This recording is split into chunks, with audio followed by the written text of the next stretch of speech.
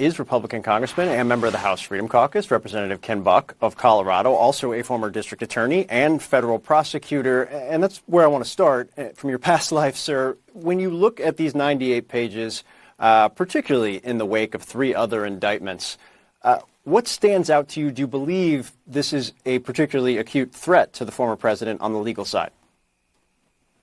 Well, I think all the indictments are a threat. Anytime a grand jury returns an indictment, it's a very... I think that this indictment looks like, to a lot of Americans, looks like piling on. And I think that's an issue. The federal indictment was just released a few weeks ago, dealt with the same issue.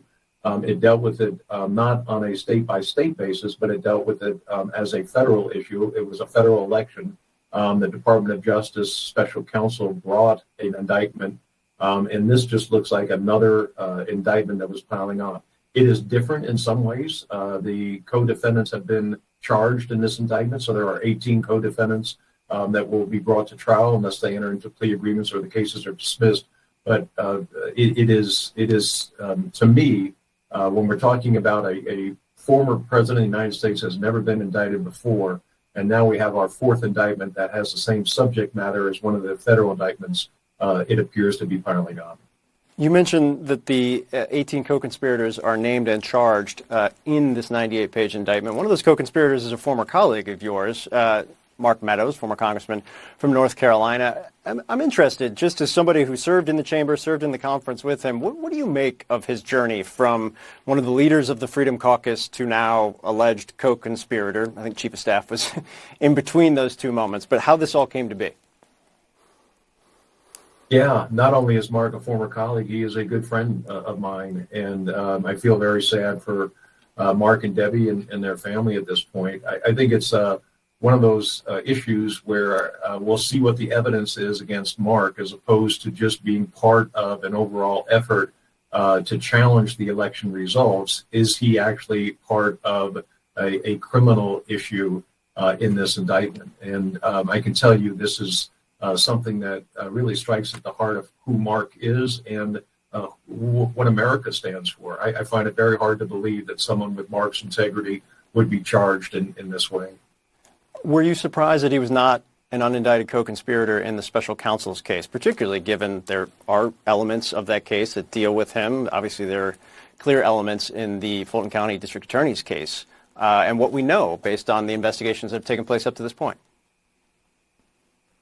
Yeah, so I think that as Chief of Staff, Mark has an obligation to do what's legal, obviously, but if he receives a legal directive from the President of the United States, his obligation is to carry that out.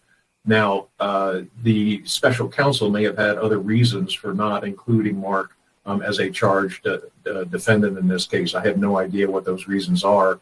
They will undoubtedly come out as the special counsel case proceeds.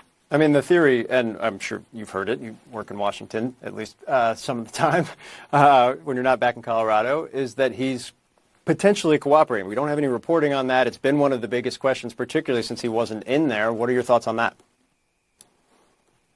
I don't have any thoughts on that, honestly. It would be pure conjecture on my part. I have not talked to Mark about this issue.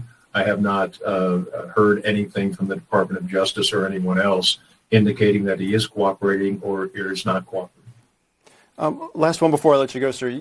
You've said that if the former president is a convicted felon, anybody is a convicted felon, you have a very difficult time, if not impossible, to vote for them to be president of the United States. These cases are going to take time, and they're going to run through the campaign and election gauntlet to some degree in terms of that calendar. Are you concerned that we won't have an answer to that question before November of 2024?